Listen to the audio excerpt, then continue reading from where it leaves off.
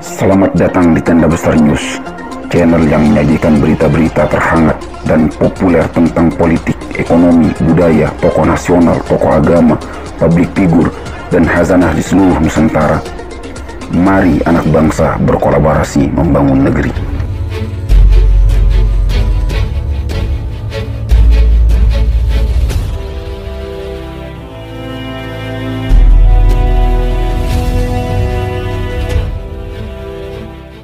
Hanya butuh Rp1 triliun untuk jadikan parpol jongosnya oligarki.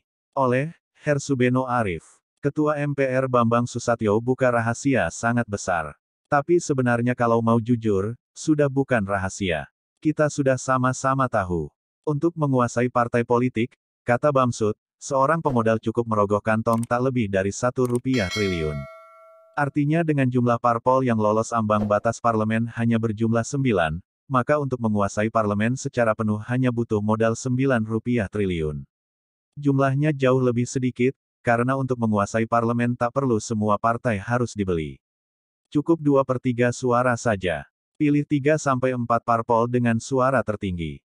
Jadi modalnya kira-kira hanya Rp5-6 triliun mereka sudah bisa menguasai Indonesia. Murah bukan? Dengan menguasai parpol, menguasai parlemen, maka para pemodal bisa menentukan siapa yang menjadi presiden, menteri, panglima TNI, ketua KPK, Kapolri, gubernur, bupati, wali kota dan berbagai jabatan publik lainnya. Tentu saja termasuk pimpinan MPR, DPR dan DPD.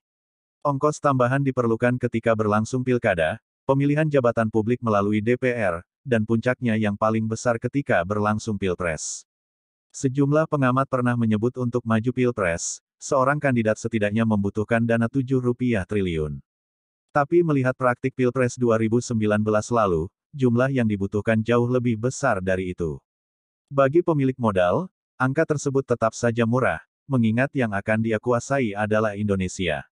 Jika partai politik dikuasai, maka dia akan menguasai parlemen. Jika dia kuasai parlemen maka dia akan kuasai pasar-pasar dan sumber daya alam kita, dan dialah yang berhak mengusung siapa pemimpin kita, ujarnya. Dalam bahasa yang lebih lugas, Bamsud ingin mengatakan parpol dan para pejabat kita sesungguhnya tidak lebih hanya sekedar prosi, boneka dari para pemilik modal. Mereka adalah orang-orang yang dimodali untuk menjalankan agenda kepentingan para pemilik modal. Urusannya tidak jauh-jauh penguasaan sumber daya alam dan ekonomi melalui politik kekuasaan. Bamsud menjamin apa yang dikatakannya sahih.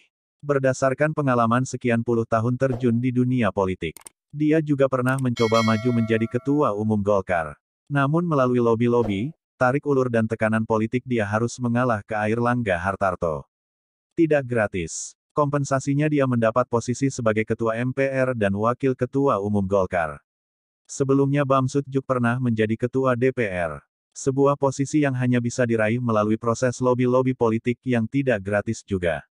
Jadi sekali lagi apa yang dikatakan Bamsud dapat dipastikan, dijamin sahih. Bukan hoaks, apalagi fitnah. Siapa para pemilik modal itu?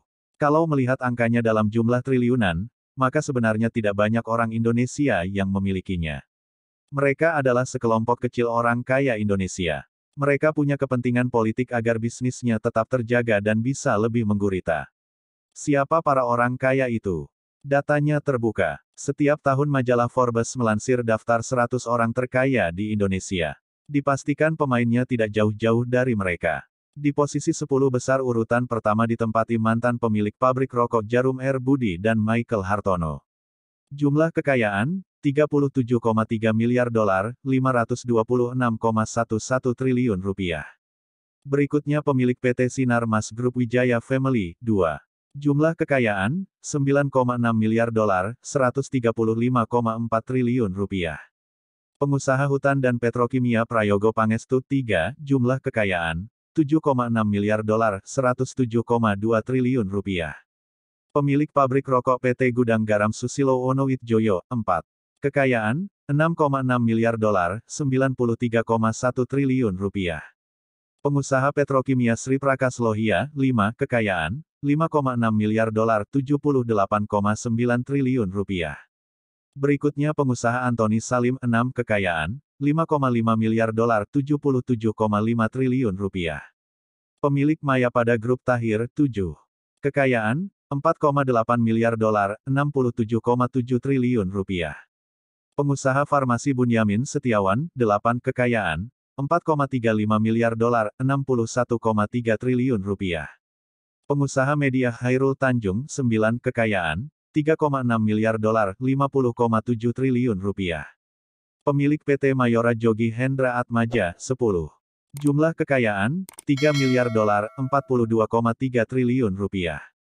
Coba perhatikan jumlah kekayaan mereka. Angka 1 rupiah triliun adalah jumlah kecil. Cuma seupil. Kalau benchmarknya adalah orang terkaya di Indonesia, keluarga Hartono. Maka jumlahnya hanya 0,0019% dari total kekayaannya. Itu hanya tusuk gigi bagi mereka. Dari 10 orang terkaya itu, hanya 2 orang yang bukan Taipan dari etnis Cina. Sri Prakas Lohia dan Hairul Tanjung. Jika kita teruskan daftarnya sampai 100 orang terkaya, maka komposisinya juga akan sama. Mereka semua adalah Taipan yang menguasai perekonomian Indonesia. Tidak semua Taipan bermain-main dengan politik kekuasaan.